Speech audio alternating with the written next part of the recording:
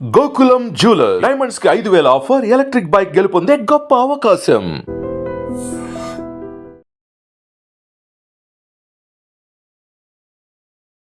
Welcome to I dream. నేను మీ భవ్య. ఇప్పుడు మనతో పాటు ఉన్నారు డైటీషియన్ నందిత గారు.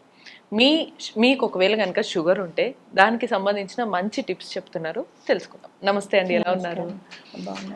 షుగర్ ఉన్న పేషెంట్స్ కి చాలా మందికి ఏంటంటే షుగర్ ఉంది అని తెలిసినా కొన్నిసార్లు కన్ఫ్యూజ్ అవుతారు. అసలు వాళ్ళ లైఫ్ స్టైల్లో కానీ ఫుడ్ విషయంలో కానీ వీటన్నిటిలో చాలా ఇబ్బందులు పడతారు. సో షుగర్ కంట్రోల్లో ఉండాలి, బట్ మంచిగా హాయిగా తినాలి అని అంటే డైలీ లైఫ్ స్టైల్లో వాళ్ళు ఏమేమి ఫుడ్ తినొచ్చు అంటారు? ఓకే, బేసిక్గా ఇప్పుడు మనం మాట్లాడుకున్నట్లయితే డయాబెటీస్లో టాప్ మోస్ట్ కంట్రీస్లో వరల్డ్ వైడ్ మన ఇండియా ఫస్ట్ ప్లేస్ అయితే ఉంది. ఎందుకంటే life style changes, metabolic disorder కాబట్టి మన లైఫ్ స్టైల్స్ అనేటివి చేంజ్ అయిపోవడం వలన డయాబెటీస్తో చాలా మంది ఎఫెక్ట్ అవుతున్నారు. అండ్ ఇప్పుడు ఇది మిడిల్ ఏజ్ వాళ్ళకే కాదు, అండ్ యంగ్ పీపుల్ కూడా వస్తుంది అనమాట. Especially gestational diabetes 23-24 years women కూడా ప్రెగ్నెంట్ అయితే ఏమవుతుందంటే జెస్టేషనల్ డయాబెటీస్ సఫర్ అవుతున్నారు అనమాట. అదే కాకుండా చిన్న పిల్లలకి బై బర్త్ కూడా టైప్ 1 డయాబెటీస్, చాలా ఉన్నాయి. టైప్ 1 డయాబెటీస్ అనేది ఎక్కువైపోతుంది.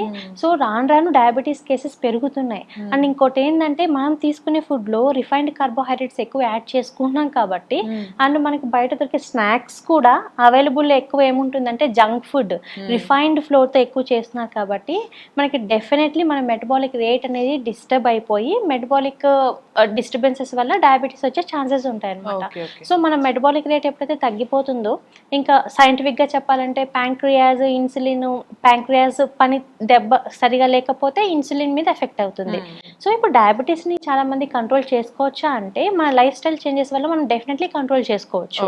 సో మనం తీసుకునే ఫుడ్ లో ఎలాంటి ఫుడ్ తీసుకుంటున్నాం, మార్నింగ్ నిద్ర లేచినప్పటి నుంచి రాత్రి పడుకునే వరకు మనం ఎలాంటి ఫుడ్ తీసుకుంటున్నాం, ఎంత క్వాంటిటీ తీసుకుంటున్నాం. సో మనం తీసుకునే క్వాంటిటీ బట్టి మనకి గ్లూకోజ్ లెవెల్ స్పైక్ అవ్వడం అనేది ఉంటాయి అనమాట. పెరగడం తగ్గడం అనేది మనం తీసుకునే ఫుడ్ని బట్టి ఉంటుంది, అంటే క్వాంటిటీని బట్టి ఉంటుంది. సో ఎలా తీసుకుంటున్నాం అనేది కూడా చాలా ఇంపార్టెంట్. ఇప్పుడు మనము టైప్ 2 డయాబెటీస్ అంటే ఏంటంటే 20 years plus middle age people ఎక్కువగా నవ్వే డేస్ టైప్ 2 డయాబెటీస్ సఫర్ అవుతున్నారు.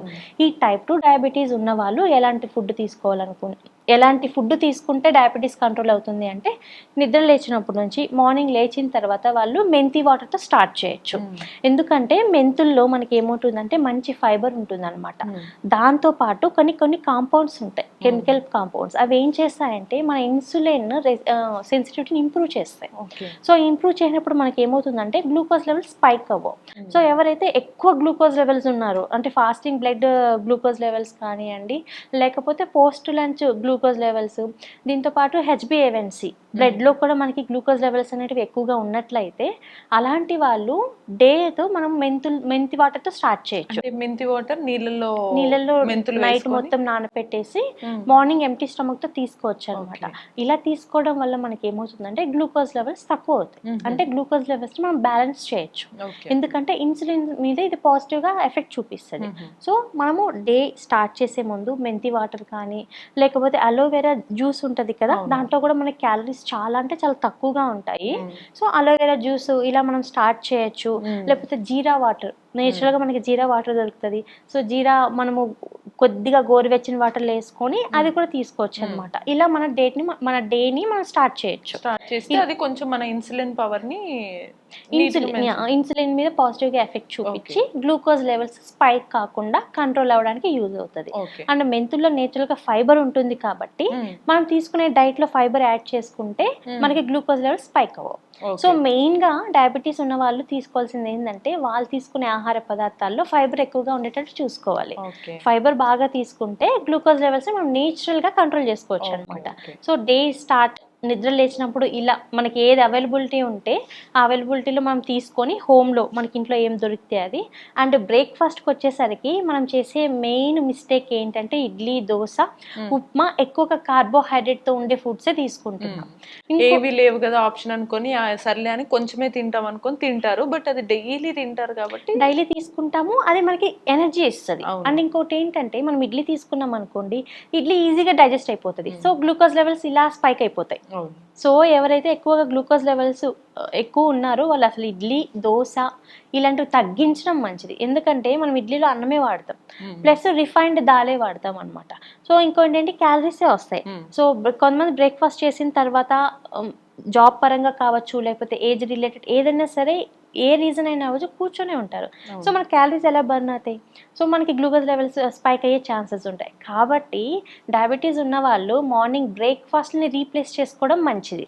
సో నార్మల్గా ఇడ్లీ, దోశ, ఉప్మా ఇలాంటివి కాకుండా మనము ఫెర్మెంటెడ్ ఫుడ్స్తో వెళ్ళొచ్చు.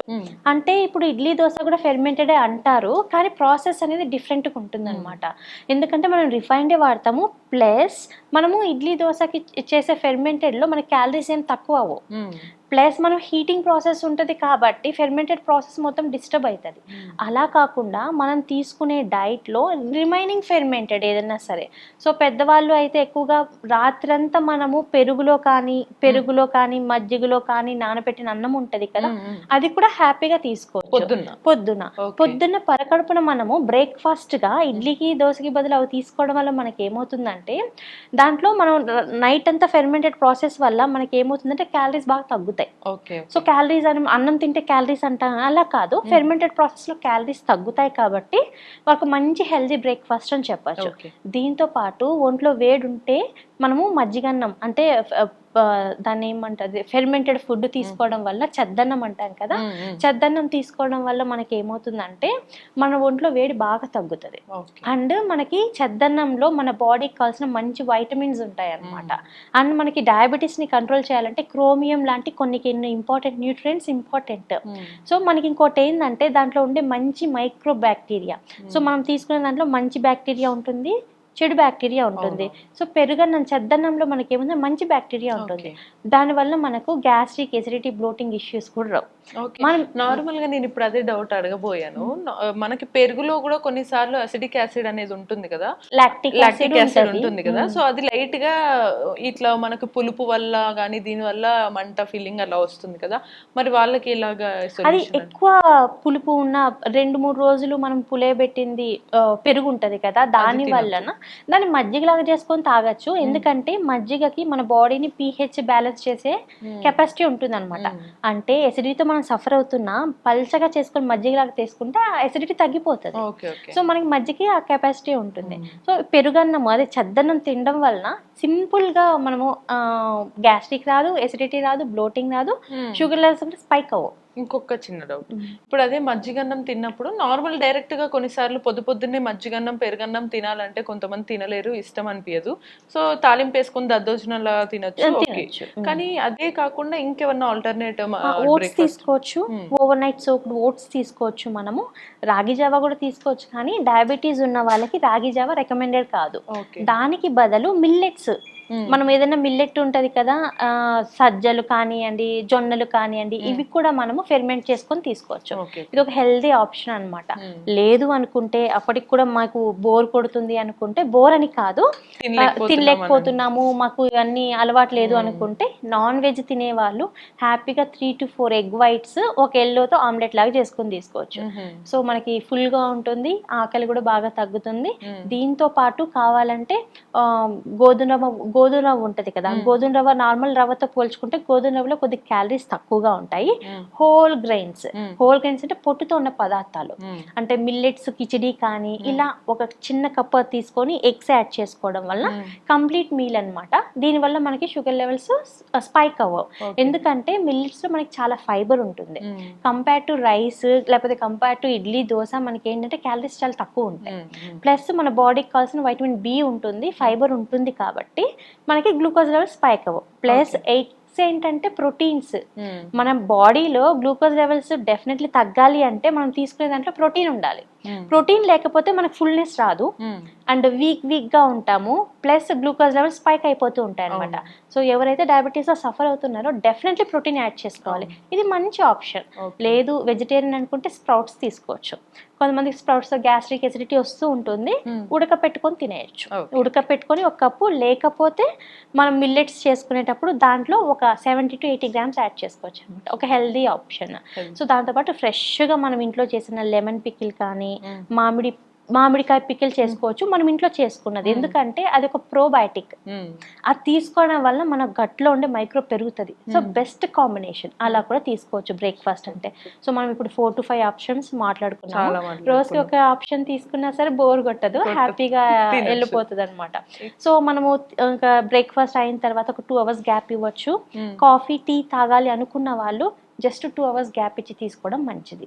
ఎందుకంటే మనము కాఫీ టీ ఏది తీసుకున్నా సరే అది ఐరన్ అబ్జార్ప్షన్ ని తగ్గిస్తుంది అనమాట. అండ్ ఎక్కువ మరగబెట్టిన కాఫీ టీ తీసుకుంటే కొలెస్ట్రాల్ లెవెల్స్ పెరిగిపోతాయి. కాబట్టి కాఫీ టీ అలవాటు ఎక్కువగా ఉన్న వాళ్ళు ఒక్కసారి అలవాటు చేసుకోవడం మంచిది. మానలేము అనుకున్న వాళ్ళు ఒక్కసారి తాగొచ్చు, ఒకసారి అయితే హెల్దీయే. సో గ్రీన్ టీ అలాంటి హెల్దీ ఆప్షన్. గ్రీన్ టీ అలా తీసుకోవచ్చు మనం.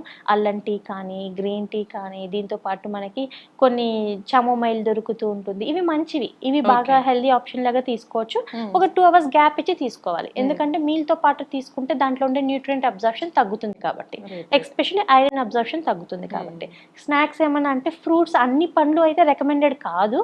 ఎందుకంటే ఇప్పుడు మామిడికాయల సీజన్, చాలా మంది మామిడికాయలు తినాలి అనుకుంటారు. మామిడికాయలు తింటే వెంటనే గ్లూకోజ్ లెవెల్స్ ఇలా స్పైక్ అయిపోతాయి. అలా కాకుండా మనం తీసుకునే డైట్ లో 3 నుంచి 6 months వరకు మోడిఫికేషన్ చేసుకొని మన గ్లూకోజ్ లెవెల్స్ ని కంట్రోల్ చేసుకొని HbA1c లెవెల్స్ కంట్రోల్కి వస్తే అప్పుడు వాళ్ళకి నచ్చిన ఫ్రూట్ కొద్దిగా తినొచ్చు. అప్పుడు దాకా స్ట్రిక్ట్ గా ఉండాలి. సో జాంపండు కానీ, నేరేడుపళ్ళు సీజను, నేరేడుపళ్ళు చక్కగా తినొచ్చు, జాంపండు తినొచ్చు. ఆరెంజ్ అయితే ఒక హాఫ్ ఆరెంజ్ తినొచ్చు, దానిమ్మ పండు అయితే ఒక హాఫ్ తినొచ్చు. అండ్ కివీ ఫ్రూట్ తీసుకోవచ్చు. ఇలాంటి ఫ్రూట్స్ సజెస్ట్, డయాబెటీస్ వాళ్ళు ఉన్న వాళ్ళు చక్కగా తీసుకోవచ్చు. ఎందుకంటే ఫ్రూట్స్ చాలా ఇంపార్టెంట్. ఫ్రూట్స్ లేకపోతే మనకి విటమిన్స్ రావు. సూపర్. ఆ ఫ్రూట్స్ కూడా బ్రేక్ఫాస్ట్ తీసుకున్న 2 hours గ్యాప్ ఇచ్చిన తర్వాత తీసుకోవాలి. ఎందుకంటే గ్లూకోజ్ లెవెల్ స్పైక్ అవ్వకుండా ఉండడానికి.